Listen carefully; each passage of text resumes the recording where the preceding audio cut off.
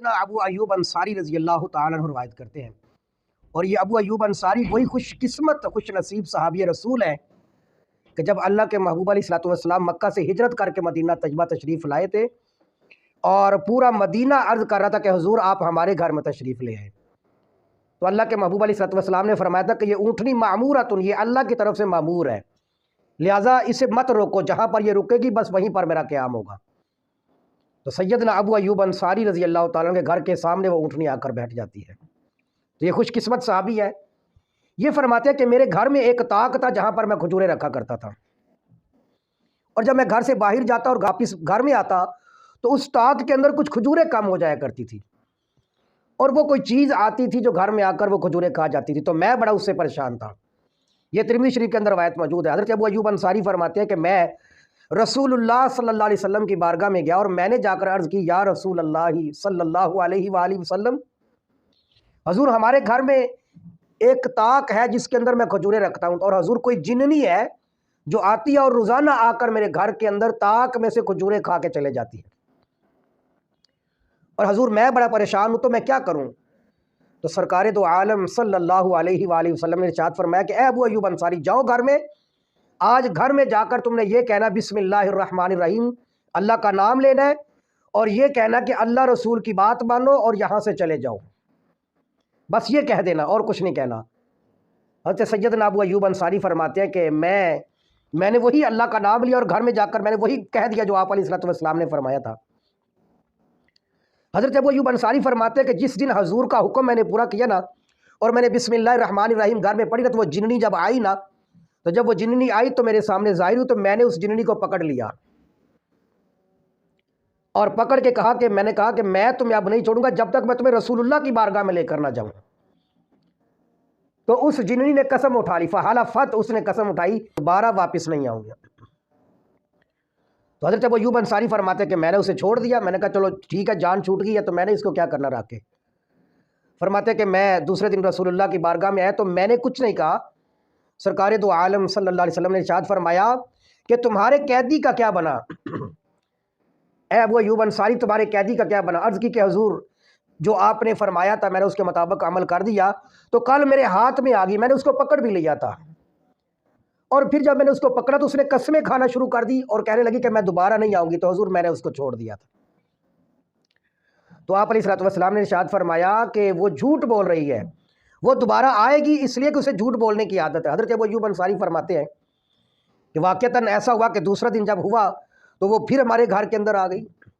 اور میں نے اسے پھر پکڑ لیا، اور جب میں نے پکڑا نا میں نے کہا آج تمہیں میں نہیں چھوڑوں، اور جب تک میں تمہیں رسول اللہ کی بارگاہ میں نہ لے کر جاؤں تمہیں میں چھوڑنے والا نہیں ہوں۔ تو اس جننی نے کہا کہ اے ابو ایوب انصاری آج، پھر اس نے قسمیں کھائی اور کہنے لگی کل سے تو میں نے جھوٹ بولا تھا، آج میں قسم کھاتی ہوں کہ دوبارہ آپ کے گھر میں نہیں آؤں گی۔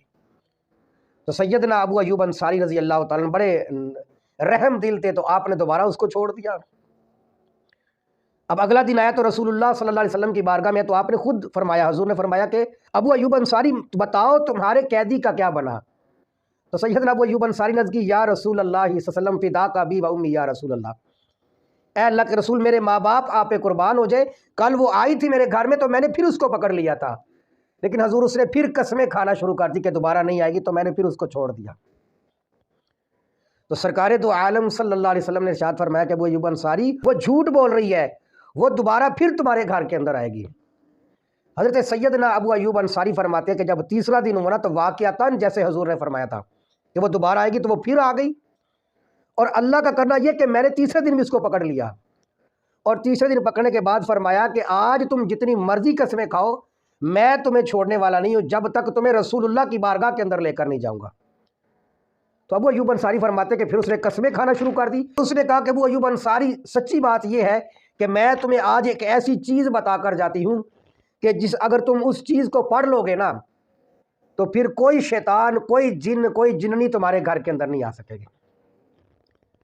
حضرت سیدنا ابو ایوب انصاری رضی اللہ تعالیٰ عنہ فرماتے ہیں کہ میں نے کہا کہ بتاؤ، اس نے کہا کہ آیت الکرسی پڑھ لیا کریں،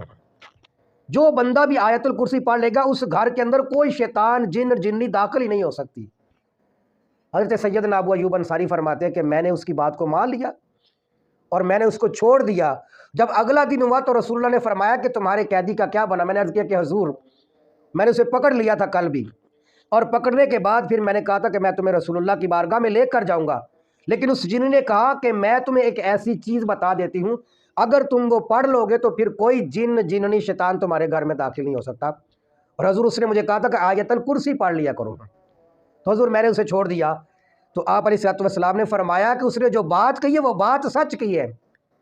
لیکن ہے وہ جھوٹی تھی لیکن بات سچی کر کے گئی ہے۔ یعنی حضور نے اشارہ فرما دیا کہ واقعتاً جو بندہ آیت الکرسی گھر میں پڑھے گا اس گھر میں شیطان کبھی نہیں آ سکتا۔